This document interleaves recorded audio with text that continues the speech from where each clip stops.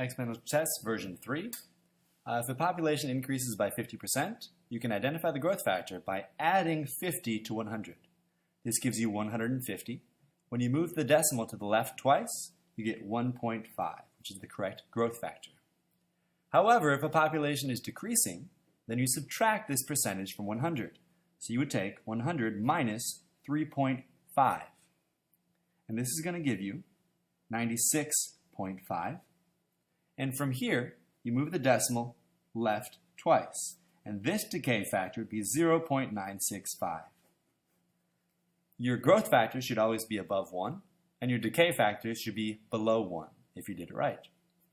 For number 3, if a population is divided into 5, you can take the decimal equivalent of 1/5 to identify the decay factor. It turns out to be 0.2 here.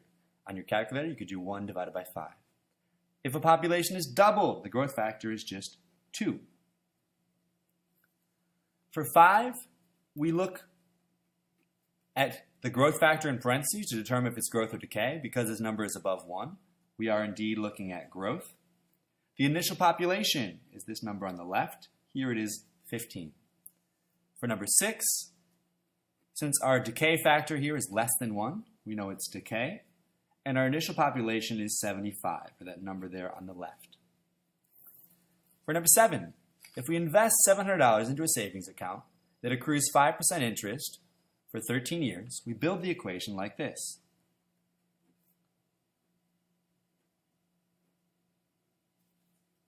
We'd have to actually enter this into our calculator to figure it out. You would type in 700, left parenthesis, 1.05, right parenthesis, to the power of 13. Number 8, this one is decay. We begin with our initial value of 450 milligrams of uranium. And they tell you that over time, we lose 4.5% per year, which means our decay factor is going to be 0.955. We could take 100 minus 4.5 and move the decimal place over. And they ask after 5 years. We would enter this into our calculator to get the answer. Notice we're rounding to the nearest whole number here, where in the previous problem we rounded to the nearest cent. On the back, number 9, we're doing this over a number of years, so the formula is almost the same, but there's a slight tweak. The initial cost of the house is still $34,000, and that goes first thing in the equation. The house has increased in value, which means growth. So we take 100 plus 1.5, and we get 101.5. And when we move the decimal to the left twice, we get 1.015. The most common mistake is that people put 1.15. But that would be a growth of 15%, not 1.5. For the exponent, we subtract and find the difference in the years. So we take 2016 minus 1967. Is that 49? We would enter this into our calculator exactly like this and round to the nearest dollar. Number 10, if we borrow money from a shady lender, we get interest compounded monthly instead of yearly. So you'd start off with $750. And I know we're losing money because our debt is increasing, but the debt is actually increasing with exponential growth. So we would use 1.12 here because the 12% is added to 100. And how many months are there in a year? It's 12. So for 1 year, the interest is compounded 12 times.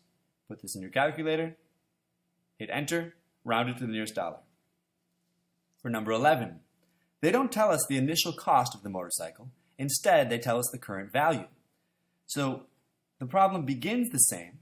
We use our current value, $8.99. And because it's depreciating, we use a decay factor of 0.97. We got that by taking 100 minus 3 and moving the decimal place over. And how many years are there in a decade? There's 10. But since they gave us the current value and they want to know the original cost, we're going to use a negative exponent because we're going back in time. The other ones begin with the initial amount and end with the current value. This begins with the current value and ends with the initial amount. That's why the exponent is negative. Number 12, we start off with 1800, and because it's depreciating by 4%, our decay factor is going to be 0.96. And we don't know how many years, so we will put an X here. You enter this into your calculator in y equals, the very top left button. Then you're going to press second graph. This will bring up the table, and you will scroll down the table until you get to a value that is less than $1,200. Whatever value that is, write down the number of years, and you're done. Number 13, ticket prices go up for concerts. In the past, you might have done this saying from 50 to 55, it goes plus 5. So for 10 days, you say plus 5, plus 5, plus 5, plus 5, plus 5, but that would be wrong here. Because it says if the price increase continues at an exponential rate, which is different than a linear rate. So instead, we would start off with our $55, but for our rate, it's going to be 55 divided by 50, which is going to give us a decimal. And our days is going to be 10. Whatever decimal that is, that's our growth factor. And this is how we figure out our answer. The difference is you don't subtract, you divide. You take today's divided by yesterday's to figure out the growth factor, the exponential growth factor.